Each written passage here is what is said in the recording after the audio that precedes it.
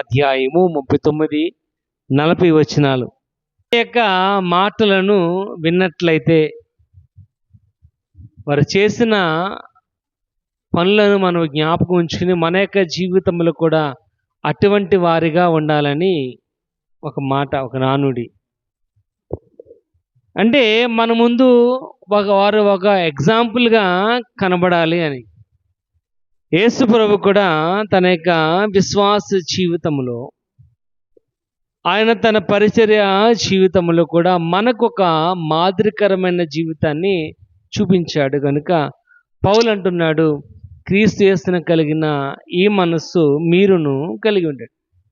అంటే ఆయన ఎటువంటి యొక్క లక్షణాలను కలిగి ఉన్నాడు, మనం కూడా మన యొక్క జీవితంలో అటువంటి యొక్క మాదిరికరమైన జీవితాన్ని కలిగిన వారిగా ఉండాలి. యోహాను సువార్త 16 అధ్యాయం 33 వచనంలో రాయబడి వచ్చింది, లోకంలో మీకు శ్రమ కలుగును, అయినను ధైర్యం వహించుడి, లోకము నేను జయించా. అంటే ఆయన లోకాన్ని జయించిన వాడిగా ఉన్నాడు కనుక ఆయన వెంబడించే వారు కూడా అటువంటి శ్రమలు లోకములో కలుగుతాయని తెలుసుకోవాలి. అదేవిధముగా అటువంటి శ్రమలు కలిగినప్పుడు దేవుడు సహాయం చేసేవాడిగా ఉంటాడని ఒక ఎగ్జాంపుల్గా, ఒక ఉదాహరణ, ఒక మాదిరికరమైన జీవితమును ఆయన చూపించిన వాడిగా కనబడుతున్నాడు. మన యొక్క జీవితంలో కూడా మనము కూడా చాలామందిని అనుసరించి వారు చేసే విధముగా మనం కూడా ప్రవర్తించాలని ఆశపడుతూ ఉంటాం. కానీ వారు ఆ స్థితికి రావడానికి ఏ రకమైన కారణమైనదో మనము ఆ కారణాన్ని పట్టించుకోం. ఎక్కడైనా ఒక 2 స్టేర్ బిల్డింగ్ కనపడింది అనుకోండి, మనం అనుకుంటూ ఉంటాం, నేను కూడా అటువంటి బిల్డింగ్ కట్టాలి అనుకుంటాం. కానీ ఆ 2 అంతస్తుల బిల్డింగ్ కట్టడానికి వాడు ఎంత శ్రమించాడో ఆ శ్రమ పడడానికి మనం ఒప్పుకోం. కానీ ఇక్కడ వాక్యం సార్ ఆలోచన చేస్తున్నట్లయితే ఇక్కడ కొంతమంది స్త్రీలు కనబడుతున్నారు. ఆ స్త్రీల్లో ముఖ్యముగా సొలోమి అనేది కనబడుతుంది అక్కడ. అంటే ఆమె ఏ విధముగా తన విశ్వాస జీవితమును కలిగినదిగా ఉందో నేర్చుకుందాం ఈ దినమున. ఎందుకంటే వాక్యభాగం రాయబడి వచ్చింది, హెబ్రీ 11:6లో విశ్వాసము లేకుండా దేవునికి ఇష్టలేండుట అసాధ్యం.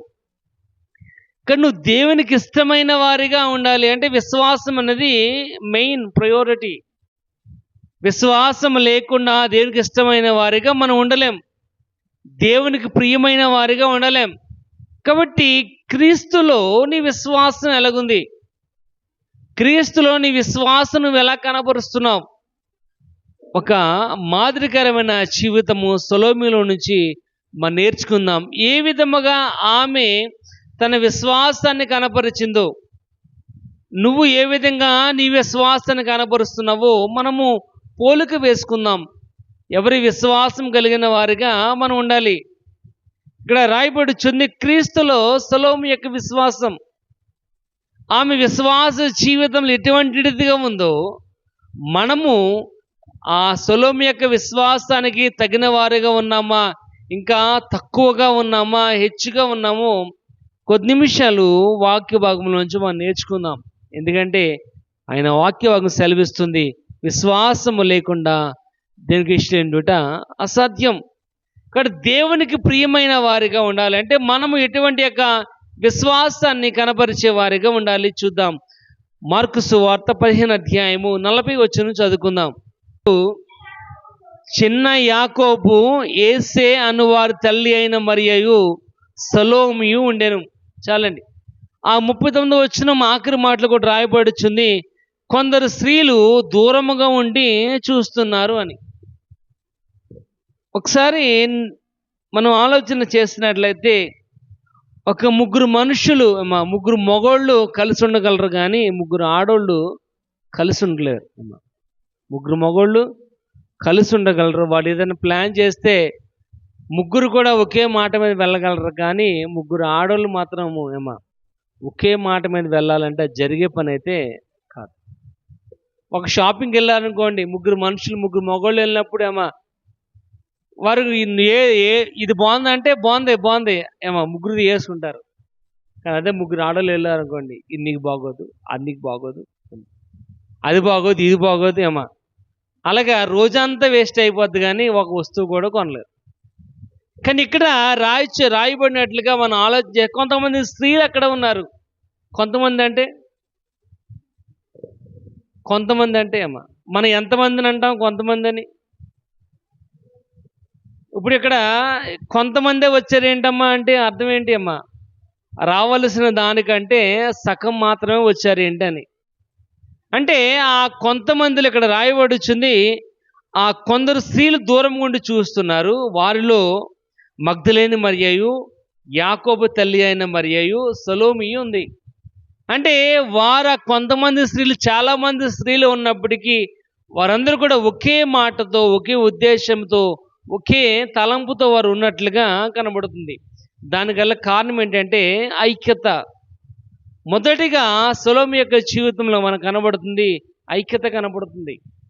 ఎందుకంటే ఆమె తన సహోదరులతో ఐక్యత కలిగిన స్త్రీగా ఉంది. కొంతమంది స్త్రీలు ఉన్నారు, వారిలో మగ్దలేనే మరియ ఉంది, యాకోబు తల్లి అయిన మరియ ఉంది, సొలొమోను కూడా ఉంది. అంటే కొంతమంది స్త్రీలందరూ కూడా కలిసినట్లుగా సెలవిస్తున్నాడు. ఎందుకంటే సొలొమోను యొక్క జీవితంలో ఐక్యత అనేది ఉంది. 133 కీర్తన రాయబడి సహోదరుల ఐక్యత కలిగి ఉండడం ఎంతో మేలు, ఎంతో మనోహరం. కాబట్టి ఐక్యత అనేది చాలా అవసరమైనది. ఎందుకంటే ఈ బైబిల్లో 6 సార్లు రాయబడుచుంది మనం ఐక్యత కలిగిన వారిగా ఉండాలి అని. అది చాలా చిన్నదే అయినప్పటికీ దాని ప్రభావం మాత్రము చాలా ఎక్కువగా ఉన్నట్లుగా మనకు కనబడుతుంది. ఐక్యత ఇక్కడ రాయబడి దేవుని యొక్క ప్రేమ ఫలితమే ఐక్యత. అంటే నీవు ఐక్యత కలిగి ఉన్నావంటే దేవుని యొక్క ప్రేమ నీలో ఉన్నట్లు. ఇక్కడ ఎప్పుడైతే ఐక్యత ఉందో, ఐక్యత దగ్గర ఏముంటుందంటే శాంతి, సమాధానం అనేది ఉంటుంది. అంగడి లోకంలో కూడా ఐక్యత కలిగిన వానిగా ఉన్నాడు. ఎందుకంటే ఆయన ప్రతి వారితో శాంతి సమాధానం కలిగిన వారిగా ఉన్నా. కాబట్టి నీవు నీ యొక్క జీవితంలో నీ పొరుగువానితో కనుక నువ్వు శాంతి సమాధానం కనుక లేకపోయినట్లయితే వారితో నువ్వు ఐక్యత లేనట్లుగానే. ఇక్కడ ఐక్యత చాలా అవసరమైనది క్రైస్తవుని యొక్క జీవితంలో. అందుకే అంటున్నాడు ఆ 133 కీర్తన 2వ వచనంలో, అది అహరోను గడ్డ మీద నుంచి కారి తన అంచుల మట్టుకు నింపబడిన తమ సుగంధ తైలము వంటిది అని రాయబడుతుంది.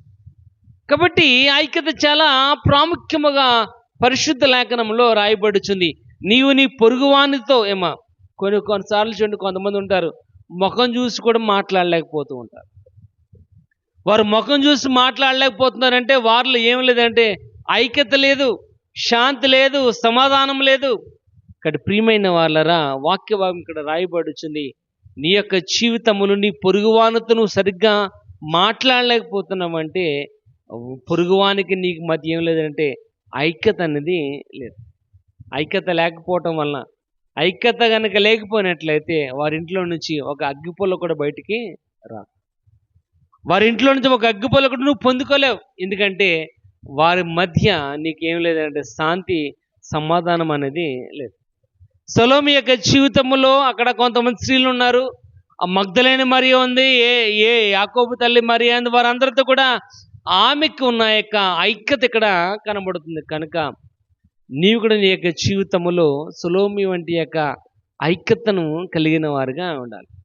ఒకసారి చూడండి, ఎఫెసీ రాసిన పత్రిక 4వ అధ్యాయము 1వ వచనం చూద్దాం. ఎఫెసీ 4:1, సమాధానమను బంధము చేత ఆత్మ కలిగించు ఐక్యతను కాపాడుకోవడానికి ఏంటంట, మీరు ఏం చేయాలంట, సమాధానము కలిగి ఆత్మ కలిగించు యొక్క ఐక్యతను కాపాడుకోవడానికి శ్రద్ధగా ఉండాలి. ఎందుకంటే ఎందుకు శ్రద్ధగా ఉండాలంటే ఐక్యత పోద్దు కనుక. ఇప్పుడు మనకు ఐక్యత పోద్దంటే వాళ్ళు చెప్పిన మాట కనుక అలా కాదు అన్నామంటే ఐక్యత పోనట్టే. ఇంకా మళ్ళా మనకి సమాధానం అనేది రాదు. కాబట్టి ఇక్కడ వాక్యభాగం రాయబడుచుంది, సమాధాన బంధము చేత ఆత్మ కలిగించు ఐక్యతను ఏం చేయాలంటే కాపాడుకోవడానికి శ్రద్ధ వహించాలి. అంటే నీ మధ్య ఉన్న బంధము పోకుండా ఉండాలంటే ఐక్యత విషయంలో చాలా జాగ్రత్తగా ఉండాలి. ఎందుకు జాగ్రత్తగా ఉండాలంటే చూడండి, రోమా పత్రిక 16వ అధ్యాయం 17వ వచనం చూద్దాం. రోమా 16:17, ఆటంకములను కలుగజేయు వారిని కనిపెట్టి వారికి దూరముగా ఐక్యతకు ఇక్కడ రాయబడుచుంది, ఐక్యతకు ఆటంకం కలిగించు వారిని రాయబడుచుంది. ఏంటంట? ఐక్యతకు ఆటంకం కలిగించేవారు, ఐక్యతకు ఇబ్బంది కలిగజేసే వారికి నువ్వు ఏం చేయాలంట? కనిపెట్టాలి, వారికి దూరంగా ఉండాలి. ఇద్దరు మనుషులు ఐక్యతగా శాంతి సమాధానంగా ఉన్నారంటే మనకు ఒప్పుకోదు, మన కళ్ళు ఒప్పుకో, ఏదో విధంగా వారిని డిస్టర్బ్ చేయాలని ఆశపడుతూ ఉంటారు. అందుకని రాయబడి అటువంటి వారిని కనిపెట్టి వారికి ఏం చేయాలంట? దూరంగా ఉండాలి. ఎందుకంటే ఐక్యత క్రైస్తవుని యొక్క జీవితంలో చాలా ప్రాముఖ్యమైనది. ఇక్కడ సొలొమి తన యొక్క జీవితంలో అటువంటి యొక్క ఐక్యత కలిగినదిగా ఉంది కనుక ఇక్కడ అందరూ కూడా ఆ కొందరు స్త్రీలు, ఆ మగ్దలైన మరియ, యాకోబు తల్లి అయిన మరి వీళ్ళందరూ కూడా ఒకే మాట మీద ఉండి యేసు ప్రభుని వెంబడించిన వారుగా కనబడుతున్నారు. ఇక్కడ ప్రియమైన వాళ్ళరా, మొదటికి సొలొమి యొక్క జీవితంలో ఐక్యత కలిగిన స్త్రీగా ఉంది. ఎందుకంటే నేను మొదట చెప్పాను, ఒక ముగ్గురు స్త్రీలు కనుక షాపింగ్కి వెళ్ళారంటే ఏం కొనకుండాను వస్తారు, ఇది కొనుక్కుని వచ్చారంటే అది జరిగేది అయితే కాదు. ఇక్కడ ఐక్యత చాలా అవసరము మానవుని యొక్క జీవితంలో. సొలొమి యొక్క జీవితంలో అటువంటి యొక్క ఐక్యత కలిగినదిగా ఉంది కనుక నీవు కూడా క్రీస్తులో నీ విశ్వాసము కనబరిచే విషయంలో కూడా ఐక్యత చాలా అవసరమైనదిగా ఉందని పరిశుద్ధ లేఖనం తెలియజేస్తుంది. రెండోది మనం చూద్దాం, 41వ వచనం చదవండి. ఆయన గలిలయలో ఉన్నప్పుడు మీరు ఆయనను వెంబడించేవారు. ఇక్కడ శతాధిపతి అంటున్నాడు ఏమని? ఆ యొక్క స్త్రీలలో ఉన్న వారితో అంటున్నాడు, మీరు ఆయన యేసు ప్రభు గలిలయలో ఉన్నప్పుడు మీరు ఆయనను వెంబడించిన వారుగా ఉన్నారు. అంటే సొలొమి యొక్క జీవితంలో యేసు ప్రభుని వెంబడించింది. నువ్వు కూడా నీ యొక్క జీవితంలో నీ విశ్వాసాన్ని కనపరుచుకునే విషయంలో దేవునికి ఇష్టమైన వారిగా ఉండాలి అంటే ఆయనను వెంబడించే వారిగా ఉండాలి. వెంబడించడం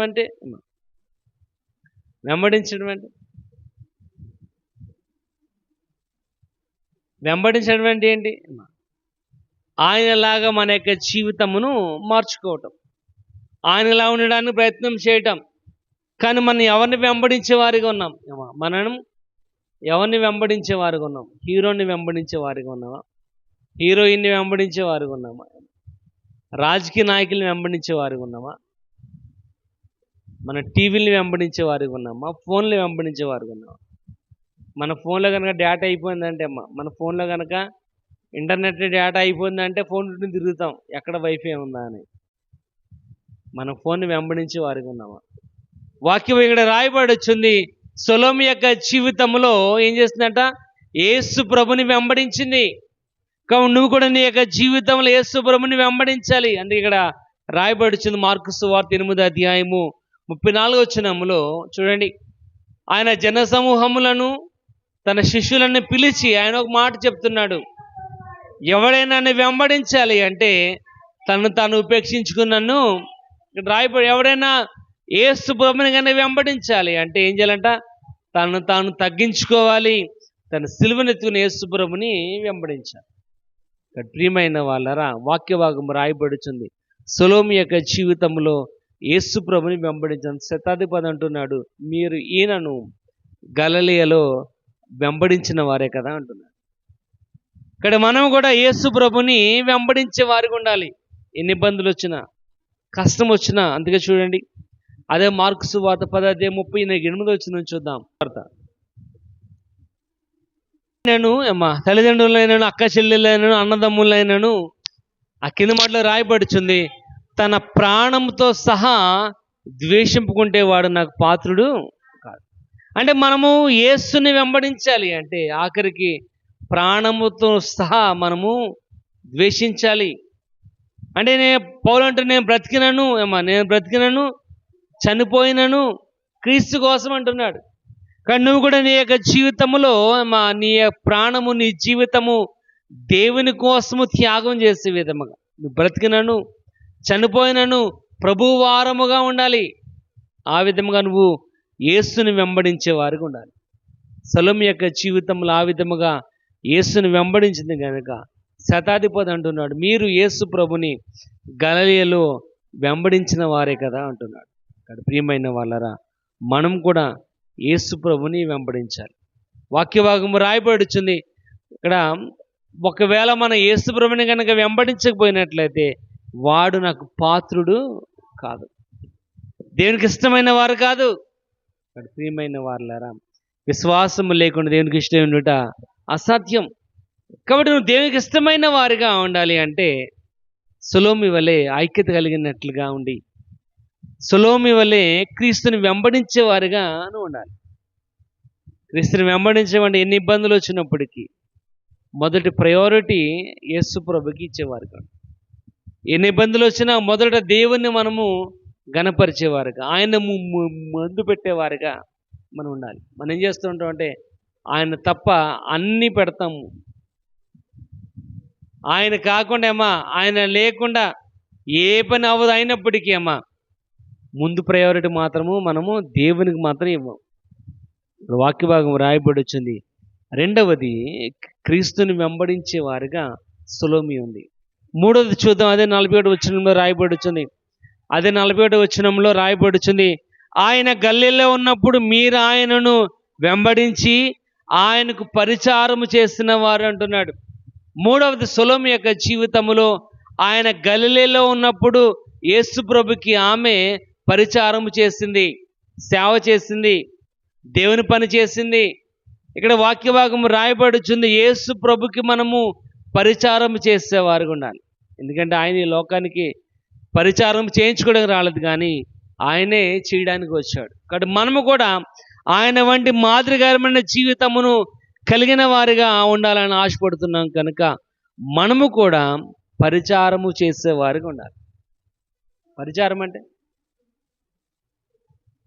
అంటే ఒకడు సింహాసనం ఒకడ కుర్చీని గనక అధిష్ఠించాలంటే వాడు మొదట కింద కూర్చోవడం నేర్చుకోవాలి. తగ్గింపు స్వభావం కలిగిన వారిగా ఉండాలి. వాడు ఎప్పుడైతే లోబడ్డాడో వాడు హెచ్చింపబడతాడు.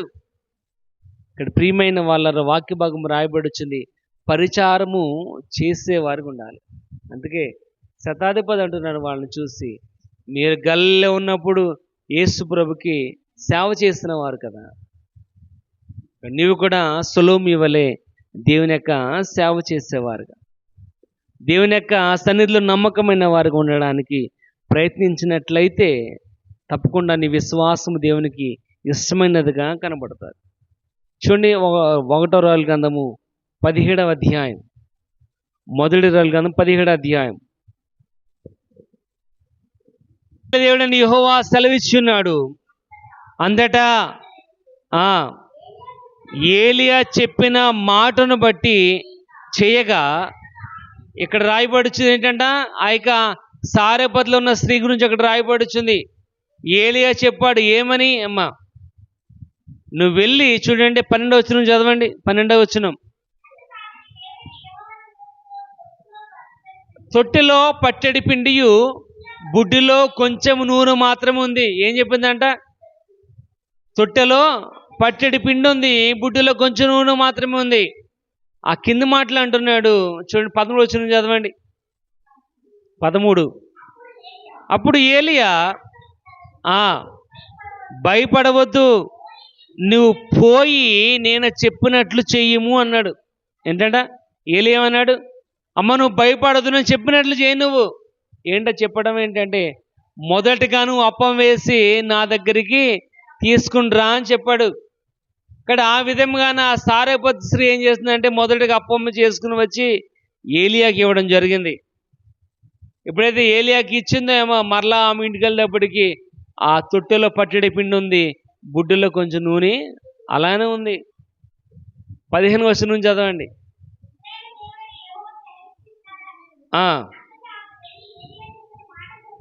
చేయగా అతడును ఆమెయును ఆమె ఇంటి వారును అనేక దినములు భోజనము చేయించి వచ్చారని రాయబడుచుంది.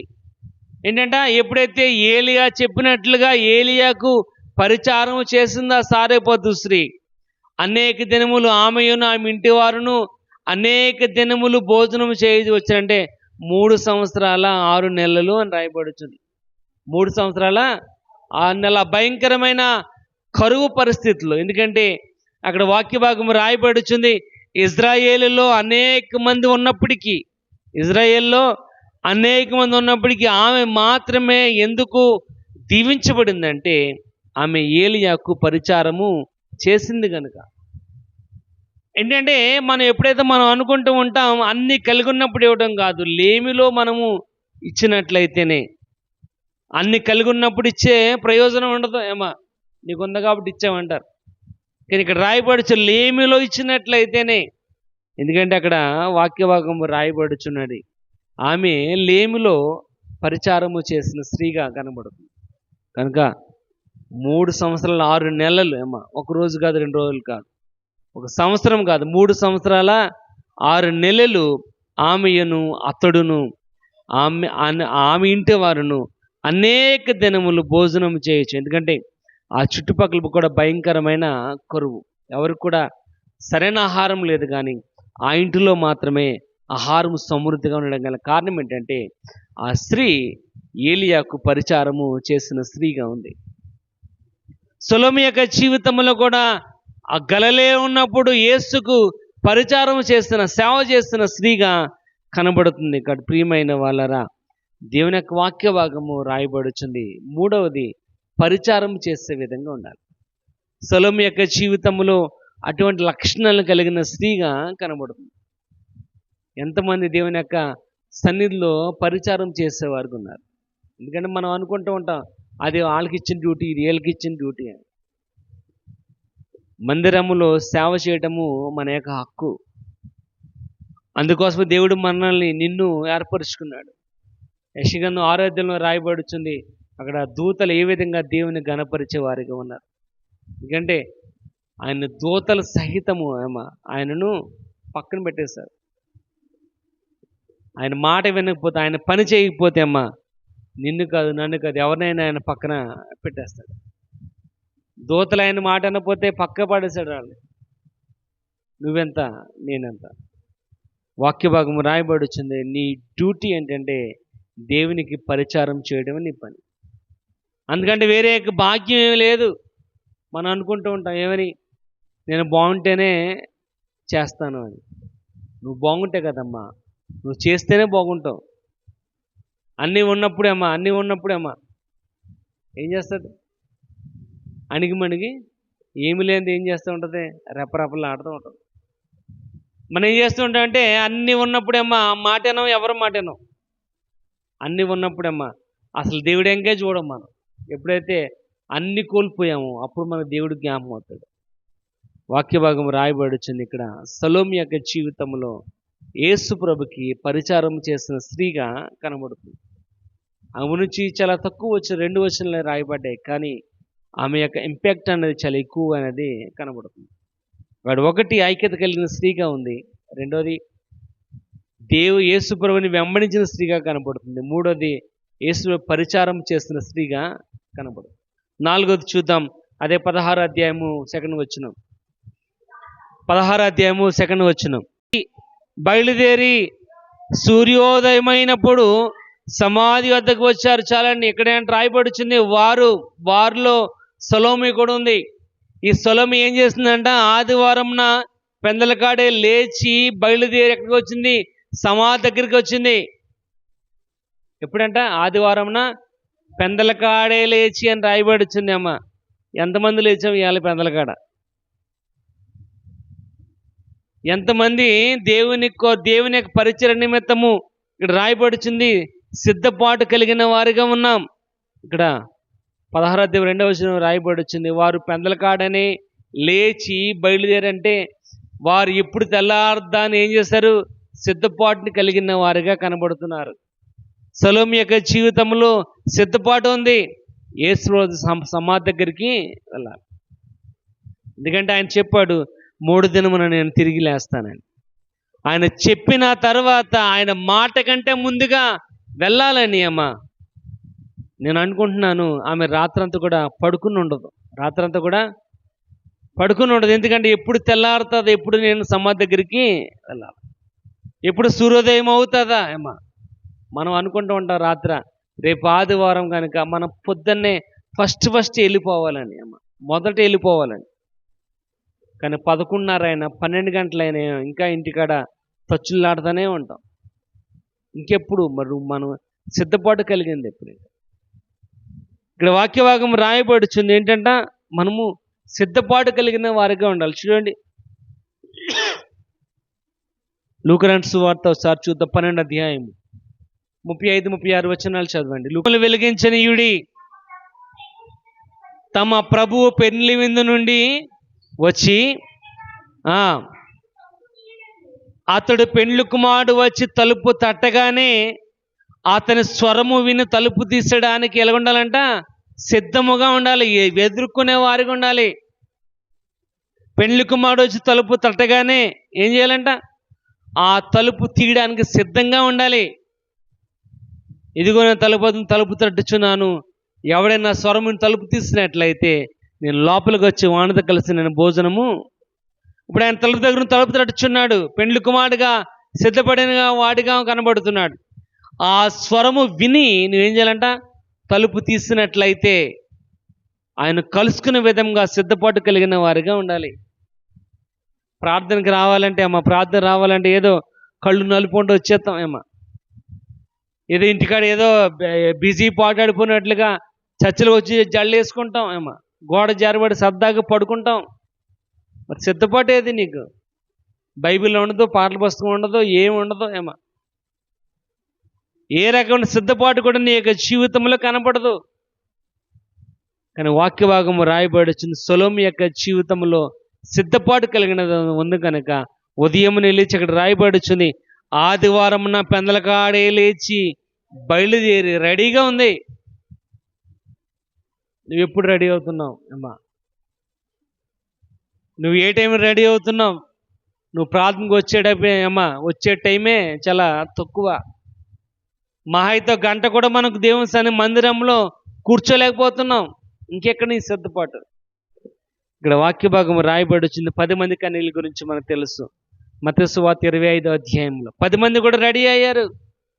10 మంది కూడా పెండ్లి కుమారుడికి సిద్ధపాటు కలిగిన వారుగా ఉన్నారు. కానీ దాంట్లో 5 మాత్రము కొంచెం ఎక్స్ట్రా క్వాలిఫికేషన్ కలిగిన వారుగా.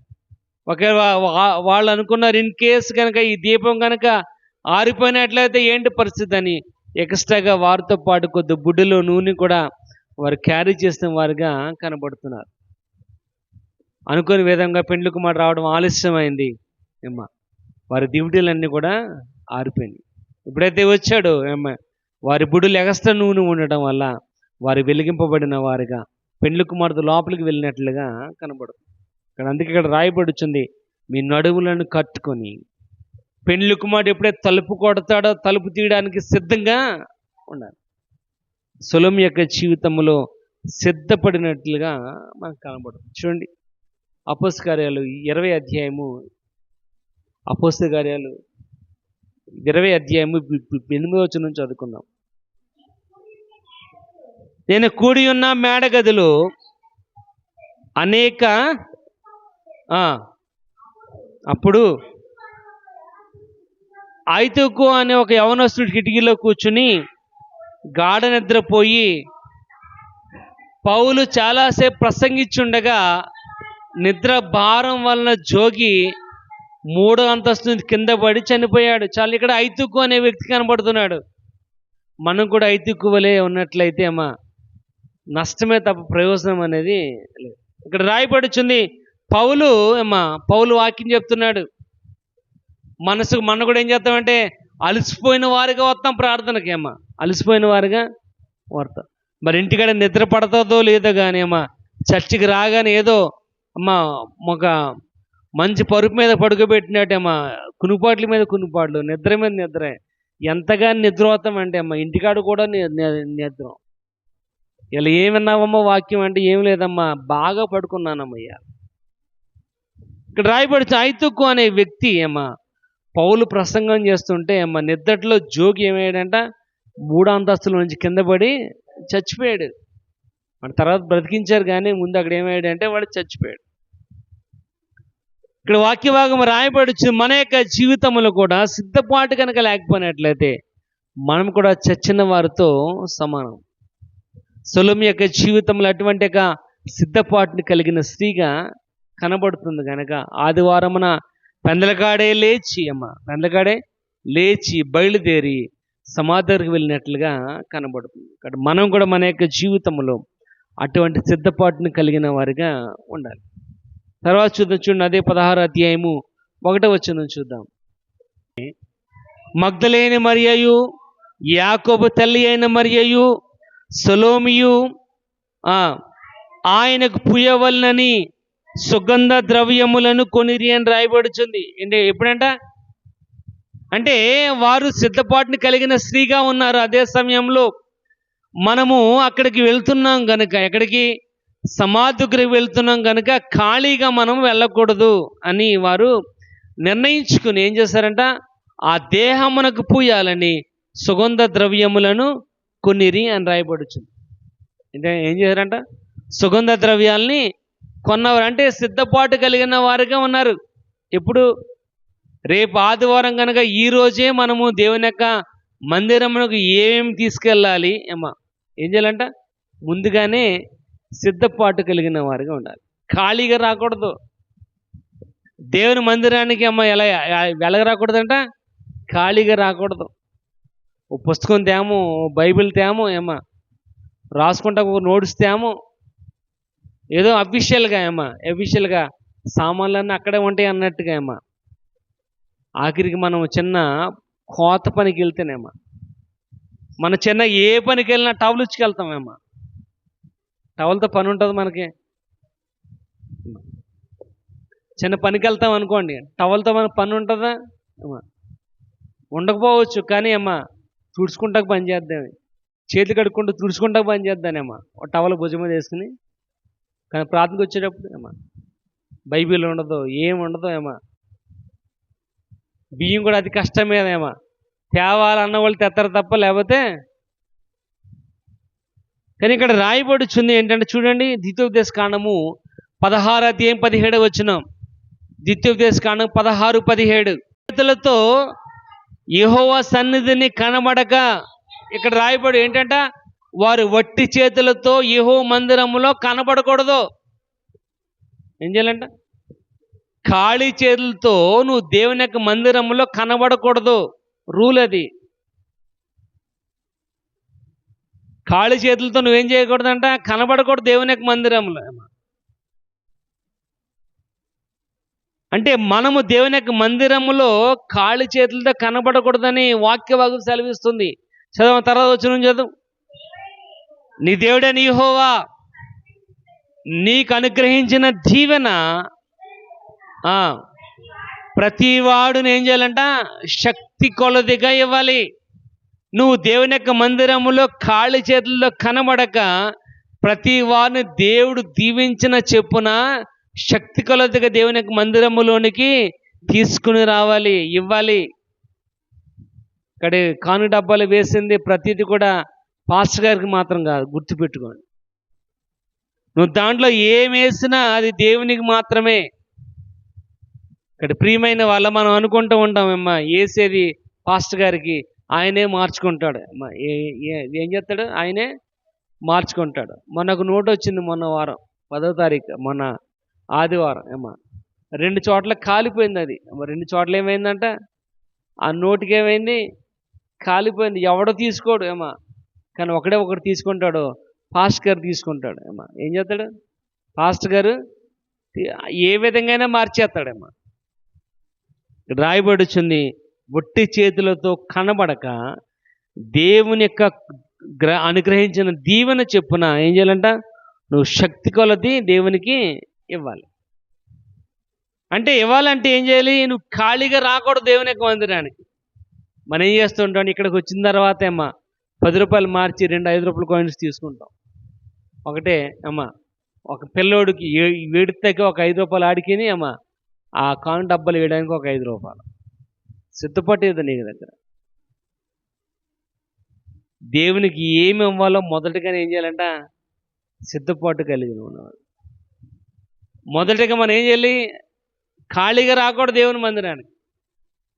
ఆఖరికి మనం 2 రోజుల ప్రయాణానికే 4 జతల బట్టలు సర్దేసుకుంటాం ముందుగానే. కానీ దేవుని మందిరంకి రావాలంటే బైబిల్ ఎక్కడెట్టానో మన ఆదివారం గుర్తులేదండి. పిల్లల్ని ఎదుగుతారు, వాళ్ళని ఎదుగుతారు, ఏళ్ళని ఎదుగుతారేమో. పాటల పుస్తకం కనపడదు, పెన్ కనపడదు, ఏం కనపడదు. ఎందుకంటే ఇంకా అప్పుడే చూద్దాం మన ఆదివారం, మళ్ళీ చూడడం వాటిలో. ఇంకా ఇక్కడ వాక్య భాగం రాయబడి వచ్చింది, ఖాళీగా రానిది ఎవరంటే సొలొమి. సొలొమి యొక్క జీవితంలో ఖాళీగా రాక ఇక్కడ రాయబడుచుంది, విశ్రాంతి దినం గడిచిపోగానే మగ్దలైన మరియయు యాకోబు తల్లి అయిన మరియ సొలొమి వచ్చి ఆయనకు పూయవలని సుగంధ ద్రవ్యములను కొన్నారు అని రాయబడుచుంది. అంటే వారు ముందుగానే సిద్ధపడిన వారిగా, వారి ఖాళీగా రాకుండా సుగంధ ద్రవ్యాలతో ఆ సమాధి దగ్గరికి వచ్చినట్లుగా కనబడుతుంది. ఇక్కడ ప్రియమైన వాళ్ళరా, నువ్వు కూడా నీ విశ్వాస జీవితంలో దేవునికి ఇష్టమైన వారిగా ఉండాలి అంటే నువ్వు కూడా ఖాళీగా రాకూడదు. ఖాళీగా రాకూడదు. పరిశుద్ధ లేఖనము చెప్పినప్పుడు అమ్మా, నువ్వు తీసి చూసే విధంగా ఉండాలి. నువ్వు చూసే విధంగా ఉన్నట్లయితే రేపొద్దున్న ఆ పరిశుద్ధ లేఖనం నీతో మాట్లాడడానికి ఉపయోగపడతారు. మనం బైబిల్ తేము, బైబిల్ తీయం అమ్మా. బైబిల్ తేము, బైబిల్ దాన్ని మొయ్యడానికే మనం చాలా ఇబ్బందిగా ఫీల్ అవుతూ ఉంటాం. ఎందుకంటే ఇప్పుడు అన్నీ కూడా చాలా లేటెస్ట్గా వచ్చినాయి కాబట్టి అమ్మా, ప్రతి ఫోన్లో 4-5 రకాల బైబిళ్ళు ఉంటాయి. ఇంక బైబిల్తో పనే ఉంది. పాటల పుస్తకాల యాప్ వచ్చింది, యాప్ వేసుకుంటే సరిపోద్ది, పాటల పుస్తకం పని లేదు. కానీ ఇక్కడ వాక్య భాగం రాయబడి వచ్చింది చూడండి,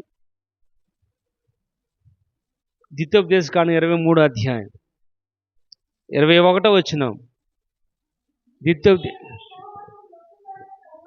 నీవు నీ దేవుడైన యెహోవాకు మొక్కున తరువాత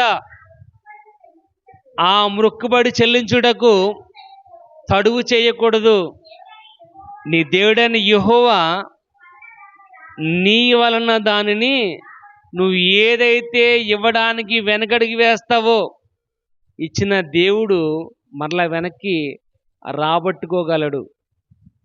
ఇచ్చినవాడు రాబట్టుకుంటాడు.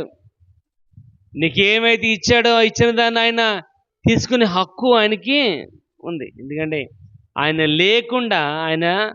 లేకుండా ఏమి కూడా నీ యొక్క జీవితంలో జరగదు. ఆయన లేకుండా ఏమీ రాదు. ఇచ్చినవాడు ఏమా అనాపైస్తో సహా ఆయన మరలా తిరిగి చెల్లించుకుంటాడు. ఆయన అంతదాకా మనం తెచ్చుకోకూడదండి. దేవుని యొక్క మందిరానికి ఖాళీగా అనేది రాకూడదు. ఇక్కడ సొలొమి యొక్క జీవితంలో ఏమా ఐక్యత కలిగినదిగా ఉంది. వెంబడించింది యేసు ప్రభుని, పరిచారం చేసింది యేసు ప్రభుకి, సిద్ధపాటు కలిగి ఉంది. అమ్మ 5వది రాయబడుచుంది, ఖాళీగా వచ్చిందైతే కాదు. ఎప్పుడు కూడా దేవునికి ఇచ్చేదిగా ఉంది. ఎందుకు రాయబడుచుంది, శక్తి కొలది మీరు దేవునికి ఇవ్వాలి. మీరు దీవించబడిన కొలది దేవునికి ఇచ్చేవారికి ఉండాలి. అప్పుడే ఆయన నీకు సమృద్ధి అయిన జీవితంను సమృద్ధిగా ఆయన దయచేసేవాడుగా కనబడు. ఎప్పుడైతే ఈ లక్షణాలు ఎప్పుడైతే ఆమె కలిగి ఉందో చూడండి, అదే 15 అధ్యాయం 39 వచ్చిన ఒకసారి చూద్దాం. 15:39 మార్కు సువార్త. ఆయనకు ఎదురుగా నిలుచున్న శతాధిపతి ఆయన ఇలాగూ ప్రాణం విడుచుట చూచి నిజముగా ఈ మనుషుడు దేవుని కుమారుడే అని చెప్పాడంట. ఏం చెప్పాడు శతాధిపతి ఎదురుగుండా యేసుప్రభు ప్రాణాలను విడిచిపెట్టడం వల్ల అక్కడ రాయబడుచుంది, నిజముగా ఈయన దేవుని యొక్క కుమారుడే అని శతాధిపతి డిక్లేర్ చేసినప్పుడు సొలొమి కూడా అక్కడ ఉంది. కాబట్టి ప్రియమైన వాళ్ళరా, సొలొమి యొక్క జీవితంలో శ్రమలో యేసును చూసింది. శ్రమలో యేసుప్రభు యొక్క శ్రమ చూసింది. అక్కడ మనం కూడా నీ యొక్క జీవితంలో శ్రమలో ఎవరిని చూడాలంటే యేసుప్రభుని చూడాలి. శ్రమలు ఎవరిని చూడాలి? మనం చేస్తూ ఉంటామమ్మా. శ్రమలు ఎవరిని చూస్తామంటే ఎవడు డబ్బులు ఇస్తాడా, ఎవడ మన సాయం చేస్తాడా వాడెంక చూస్తాం. కానీ ఇక్కడ వాక్య భాగం రాయబడి వచ్చింది, శ్రమలు పొందడము చూసింది, శ్రమలో ఉన్న యేసుప్రభుని చూసింది, శ్రమలో యేసుని కూడా సొలొమి చూసింది. ఇక్కడ వాక్య భాగం రాయబడుచున్నట్లుగా ఆమె దూరంగా పారిపోలేదు. పేతురు పారిపోయాడు. ఏమని? నువ్వు గనక చనిపోతే నీతో పాటు నేను కూడా చచ్చిపోతాను అన్నాడు పేతురు. కానీ 3 సార్లు బొంకాడు. దూరంగా ఉండి ఎక్కడో పారిపోయి దూరంగా ఉండి ఆ చెట్టు చాటున రాయి చాటును దాక్కుని చూస్తున్న వాడిగా ఉండిపోయాడు. కానీ సొలొమి మాత్రము భయపడక యేసు ప్రభుతో పాటు వెంబడించిన స్త్రీగా కనబడుతుంది. కాబట్టి శ్రమలో నువ్వేమి చేయాలంటే యేసు ప్రభుని చూడాలి. శ్రమలో దేవుని యొక్క వాక్యాన్ని చూడాలి. శ్రమలో నువ్వు ఎప్పుడైతే దేవుణ్ణి చూస్తావో ఆ శ్రమలో నుండి ఆయన నిన్ను కాపాడేవాడుగా కనబడతాడు. అక్కడ ప్రియమైన వాళ్ళరా చూడండి, ఒక ఎగ్జాంపుల్ మనం చూద్దాం. 2 క్రానికల్స్ 2వ దినవృత్తాంతాల గ్రంథం ఒకసారి చూద్దాం. 33వ అధ్యాయం. ఇక్కడ చూద్దాం. 33వ అధ్యాయంలో 1వ వచనం రాయబడుతుంది. మనస్సే అలా ఆరంభించినప్పుడు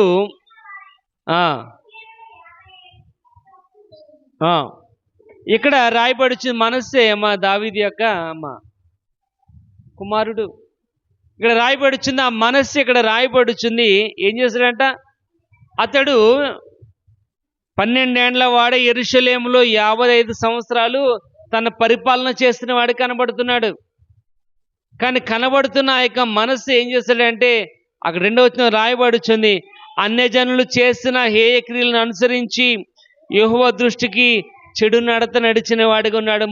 మనస్సే దేవుని యొక్క మాట వినలేదు.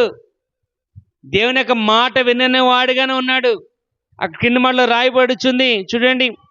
అగ్నిగుండమును దాటించి ముహూర్తములను విచారించుచు మంత్రములను చిల్లంగితనమును వాడుక చేయు కర్ణ పిశాచులతోనూ సోదిగాండ్రతోనూ సాంగత్యము చేయుచు యెహోవా దృష్టికి బహుగా చెడు నడత నడిచి ఆయనకు కోపము పుట్టించిన వాడిగా ఉన్నాడు. మనం కూడా మన యొక్క జీవితంలో అటువంటి యొక్క లక్షణాలను కలిగిన వాడిగా ఉన్నాం. అగ్నిగుండంలో నడుస్తాం. చెట్టుకి ఉయ్యాలు కట్టినంత మాత్రాన పిల్లలు పుట్టరమ్మ. చెట్టుకి ఉయ్యాలు కట్టినంత మాత్రాన పిల్లలు పుట్టరు. అట్టుపళ్ళు తిన్నంత మాత్రాన పిల్లలు పుట్టరు.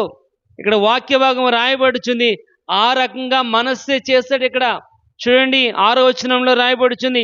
అగ్నిగుండం దాటించి ముహూర్తములను విచారించుచు మంత్రములను చిల్లంగితనమును వాడుక చెయ్యు కర్ణ పిశాచములతోనూ సోదిగాంతోనూ సాంగత్యం చేసిన వాడుకున్నాడు.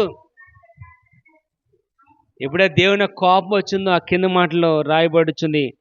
12వ వచనంలో అంటున్నాడు చూడండి.